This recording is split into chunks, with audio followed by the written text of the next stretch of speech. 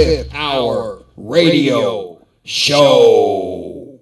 Eric, I guess the obvious first question is why choose cooking as your career choice? Is that all you ever wanted to do, or is that something you kind of fell into?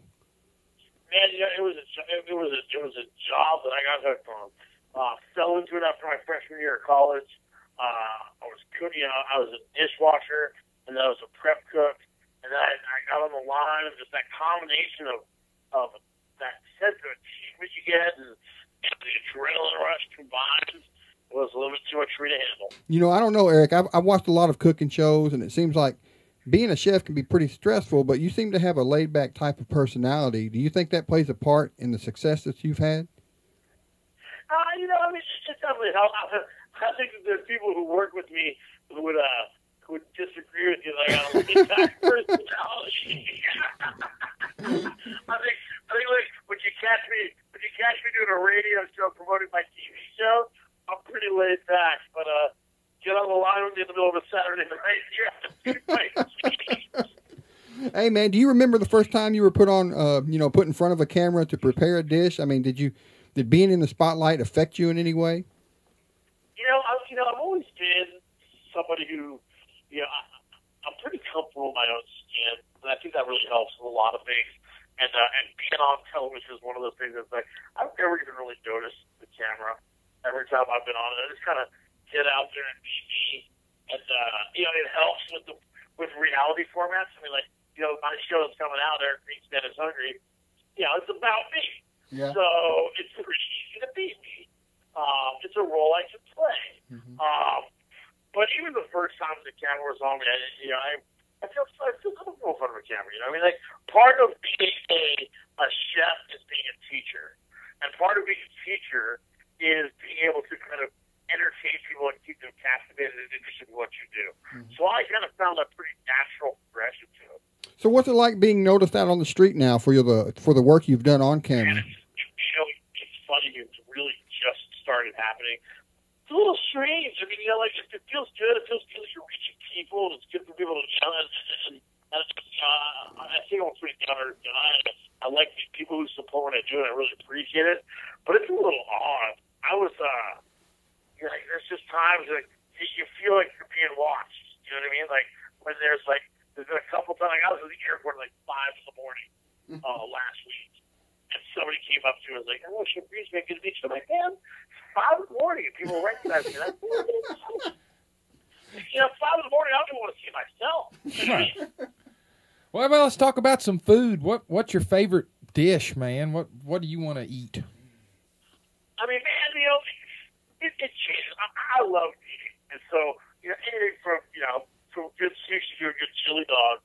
For me, it's not even so much the style of food or the kind of food; it's the execution of the food. I'd rather have a perfectly executed hamburger than a shitty executed steak. You know what I mean? Oh yeah. I'd rather have, pardon my friends there. But I'd rather. So for me, it's not really what the food is; it's how it's executed. If it's done right with some passion and some heart, that's the one I'm going to eat every time. So I guess my question would be, how good could you rock out a fried bologna sandwich? Pretty darn good, actually. Pretty darn good, man. I mean, I had one on a menu here before, and it's how you grill the bread. Oh. It's the combination of mustard and mayonnaise, and then what combination you make that at. It's the thickness that you slice the bologna. It's do you have the audacity and gall to fry an egg and put it on top? Oh, there are things that you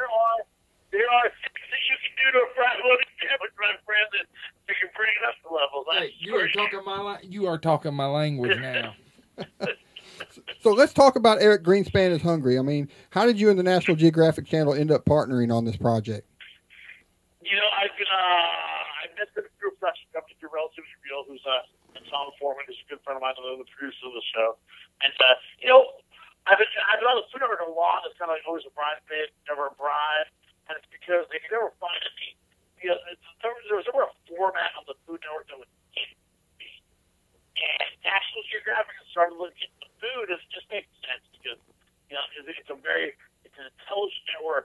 It's about, it's not just doing a competition show. You know what I programming. They want to do intelligent, unique, creative programming about people, about America. And these are all the kind of things that I kind of, make my life on. So it was just a really good fit. Luckily, I got approved by the society. Apparently, you have to get approved by the National Geographic Society to be on one of their shows. So I feel pretty good about that. I kind of want to write my high school teachers and let them know, hey. You have the seal of approval. Exactly.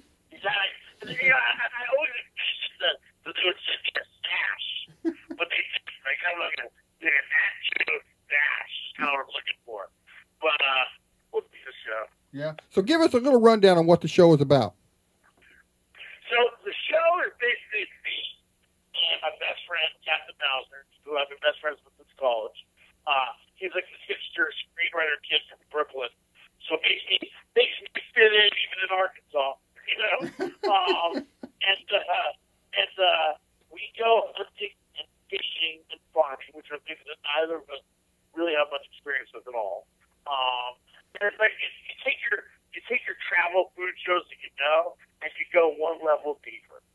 So we kind of get down to the source. So we go fishing, we go farming, we go hunting, and then we catch, and we go around the local area, and people take us into the restaurants, into their homes, into their campers, and show us how them and their family have cooked this stuff for years. And then we wrap it all up in a nice package at the end at my restaurant here in L.A., kind of created a dish inspired by everything that we learned. But it's about hunting and fishing. It's about food. It's about America. It's about people. It's a well thought out, entertaining show. I was really, really proud to be a part of it. So are you guys having a premiere party tonight with all the fixins? It's funny. We had a premiere party. I put party in quotes because we had it like 3 days ago. Mm-hmm. It was at my restaurant, which is cool, so that means I'm working. And then it was basically all, like network executives and press people. And so I was like drinking coffee, trying to get on my best behavior. I was like, this is not how I envisioned my first television party to be. Like, I was like stone cold sober drinking coffee. But I will let loose a little bit once the whole thing is done. So where can people go as far as website and social media to get more information about you, your show, your restaurants, all that? So me at Chef Greeny. Anything about the show is hashtag Eric Is Hungry. My restaurants are at Roof on Wilshire and at Grilled Cheese for Greenspan Is Grilled Cheese. You go to at Nat Geo Channel to find out anything about my show, about Chuck, about me, about any of the new great programming on the National Geographic Channel. Websites, what they say they are, greenspanisgrillecheese.com, roofallwilshire.com, nationalgeographic.com, yada, yada, yada. Yeah. So everyone... It's here tonight, and on the National Geographic Channel, you get right up in your face. So everyone make sure you tune in to the National Geographic Channel tonight at 10 p.m. Eastern to watch the premiere of Eric Greenspan Is Hungry. Eric, thanks again for being on the show. Really appreciate it. Guys, thanks so much for having me. I really appreciate it.